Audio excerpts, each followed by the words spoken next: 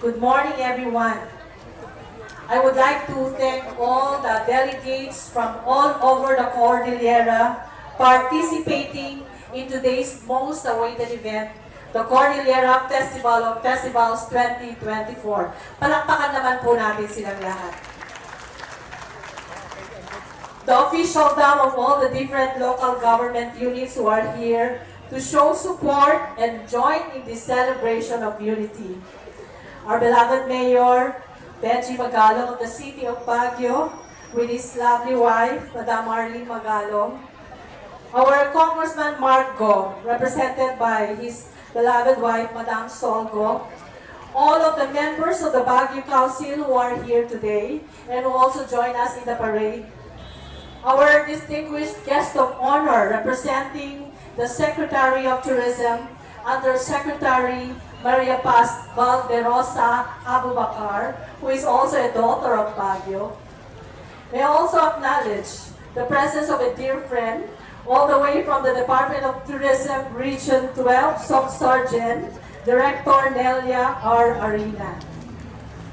The ever-supportive Congressman Max Dalog Jr. of Mountain Province, the Governor of Benguet, Honorable Melchor Diclas, the mayors and officials of Police, Baguio La Trinidad, Itogon, Sablan, Tuba, and Tublay, officials of the Baguio Flower Festival Foundation Incorporated, led by former Mayor Attorney Mauricio Domogan, Mr. Anthony De Leon.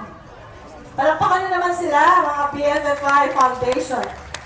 Mr. Ramon Cabrera, Mr. Jeff Nang, and also the Regional Director of Philippine Information Agency, Director Helen Tibaldo.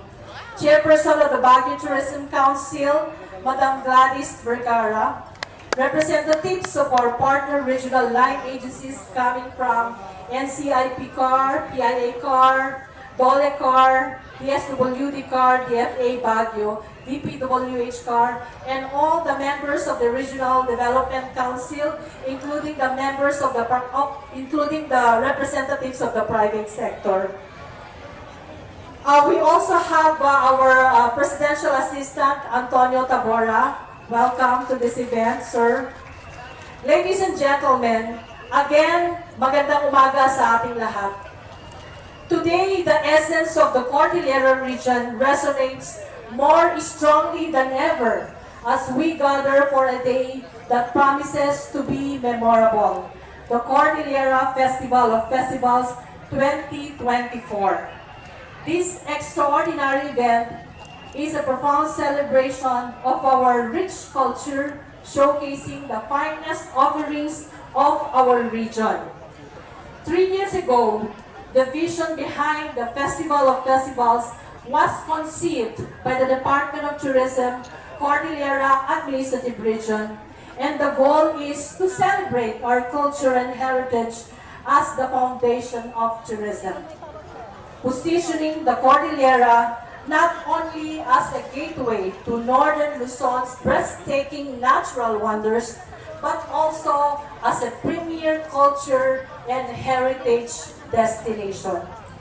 Here, where the traditions of our indigenous peoples come alive, we celebrate the unique identity of the Cordillera by presenting our heritage in ways that are both captivating, creative, and authentic, such as this Festival of Festivals.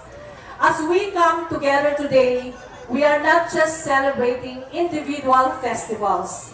We are uniting as a collective force to propel tourism forward. Inspired by the leadership of Tourism Secretary Cristina Garcia Frasco, the Festival of Festivals is our response to the call for a richer tourist experience, a diverse array of attractions, and a revival of domestic and international tourism. Within the realm of cultural tourism, the Cordillera Festival of Festivals serves as a powerful resource that can spark interest among travelers seeking unique experiences. Historically, the festivals have been significant attractions, providing opportunities for communities to socialize and fostering a sense of pride by bringing together people from all walks of life. Festivals thus serve as the perfect stage to promote culture and heritage, creating a meaningful and inspiring platform for tourism. As the country celebrates Indigenous Peoples Month this October, we in the Cordilleras host the Festival of Festivals to promote unity among the 6 provinces, 73 municipalities, and the 2 cities of the Cordillera, fostering a deeper understanding of our culture and people.